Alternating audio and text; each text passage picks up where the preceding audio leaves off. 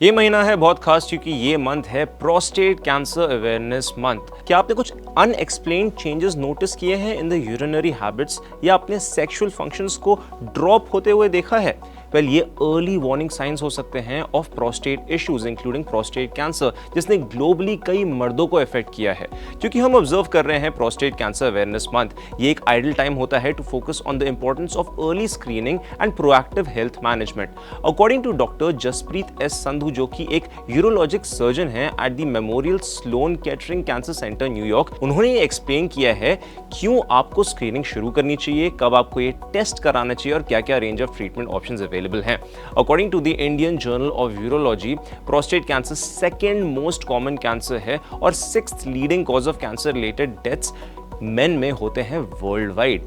अब डॉक्टर संधू का ये कहना है कि ये टॉप 10 मोस्ट कॉमन कैंसर्स में फॉल करता है, जहां survival rate over 5 years is 64%। Man over 65 सबसे अफेक्टेड डेमोग्राफिक के हैं। डिजीज सबसे पहले शुरू होती है इन द प्रोस्टेट ग्लैंड, जो कि एक स्मॉल वॉलेट शेप्ड ऑर्गन होता है responsible for producing seminal fluid, जो आपके स्पर्म को नरिश करता है। Located below the bladder and adjacent to the rectum and urethra, ये प्रोस्टेट की पोजीशन मींस कि डिजीजेस अफेक्ट करती हैं इसको काफी, इंक्लूडिंग कैंसर, जो इंपैक्ट करती है द यूरिनरी सिस्टम। ये है डॉक्टर संधू का कहना। Moreover the proximity of nerves और ब्लड वेसल्स जो है वो एसेंशियल रहते हैं इरेक्टाइल फंक्शन, मीनिंग की प्रोस्टेट कैंसर और इसके ट्रीटमेंट्स के लिए, जैसे कि रेडिएशन सेक्सुअल हेल्थ को अफेक्ट करते हैं। प्रोस्टेट कैंसर का स्क्रीनिंग वेरी करता है based on individual risk factors and initial test results. Average risk men के लिए स्क्रीनिंग टिपिकली रिकमेंडेड रहता है every 2 to 4 years starting at the age of 50। लेकिन अगर हायर रिस्क है, जैसे कि family history of prostate cancer और एलिवेटेड PSA लेवल्स, तो डॉक्टर रेकमेंड करते हैं कि आप ज्यादा फ्रीक्वेंट टेस्टिंग करें।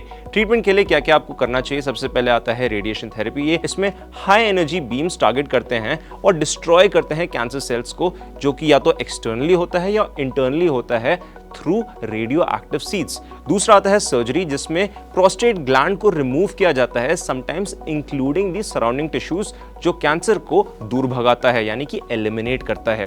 तीसरा आता है कीमोथेरेपी, जहां पे ड्रग्स आपको ओरली दिए जाते हैं या थ्रू IV, जो कैंसर को किल करता है, यानी कि कैंसर सेल्स को किल करता है थ्रू आउट द बॉडी। उसके बाद आता है इम्यूनोथेरेपी, जो एनहांस करता है बॉडी के नेचुरल डिफेंसेस को to fight cancer by either modifying the cells या बूस्ट करता है इम्यून सिस्टम के रिस्पॉन्स को, पर्टिकुलरली जो यूजफुल होता है फॉर एडवांस्ड कैंसर। फिर आता है हार्मोन थेरेपी, जो रिड्यूस करता है टेस्टोस्टेरोन लेवल्स को, जिसमें प्रोस्टेट कैंसर सेल्स रिलाई करते हैं ऑन फॉर ग्रोथ, या तो थ्रू मेडिकेशन या surgical removal of the testicles. क्या कहना आपका इसके बारे में? हमें कमेंट सेक्शन में जरूर बताओ और हेल्थ लाइफ को लाइक, शेयर और सब्सक्राइब करना ना भूलें।